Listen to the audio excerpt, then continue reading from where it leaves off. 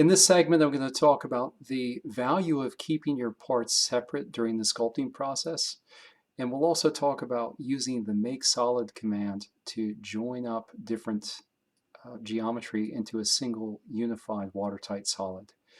So as you're building your form, uh, you will inevitably have different pieces of geometry. It's possible to unify those pieces of geometry as you go along. So for example, if I want to cover this astronaut with spheres, and I'm bringing in spheres from the Mesh Mix panel, I could choose, for composition mode, I could choose Boolean Union instead of append to mesh. And what that will do, if I accept it, I may be crashing the program. Okay, what that will do, if I press Control V to toggle the visibility, oh, it looks like it failed actually. Let me try it somewhere else and I'll show you what it can do. I'll do it down here on this leg. Mesh Mix, drag the sphere in, we'll choose Boolean Union.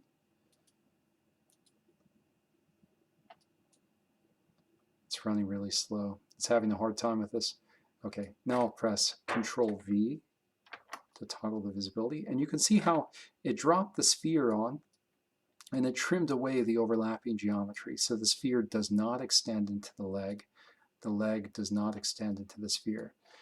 The other spheres that I put on before, I dragged on as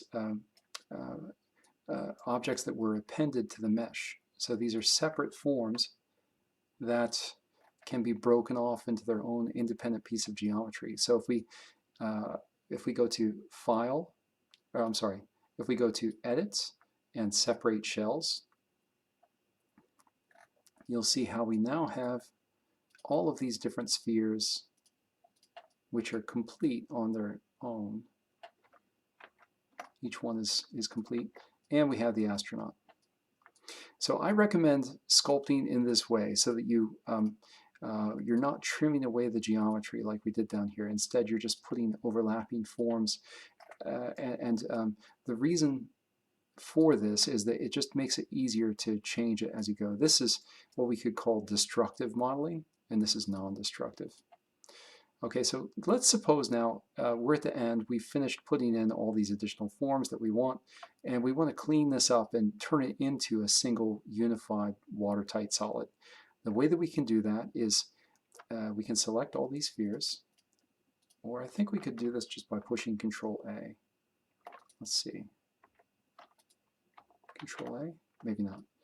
I'll hold Shift to keep adding to the selection. Okay, we've got everything. And then what we can do is go to Combine. So now all of these parts are on one layer. You can see that the astronaut has some errors in it too. So do you see all those red marks? It means that when we imported, MeshMixer recognized that there are issues with the geometry where the geometry might have openings or there might be non-manifold geo or problems like that. So let's fix everything in one go. We need to clean out these overlapping areas, and we also need to clean up the errors before it can 3D print. And a really helpful command for doing this is make solid. So if we go to Edit and click on Make Solid,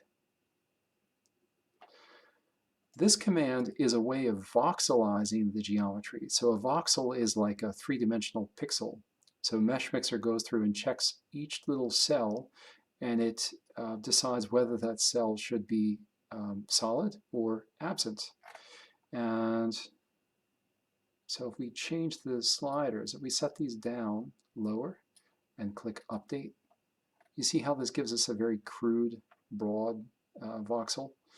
If we set the cells up to be very dense and click Update, it'll give us a lot more detail. It'll also give us much heavier geometry. Nothing shows up at first. I have to use my right click to bring up a preview.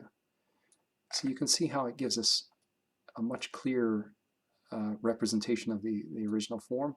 If I push W, you can see the density of the mesh is really extreme now. So you do have to be careful when you're using Make Solid because it can give you geometry that is going to be very hard to process. So for example, you could easily generate a file that is hundreds of megabytes or a gigabyte by setting these sliders way up high. Let's go ahead and click Accept. And you can see how I got rid of most of the errors on the astronaut, but there are a few remaining, and we could fix those by just going to Analysis, Inspector, and click on Auto Repair All.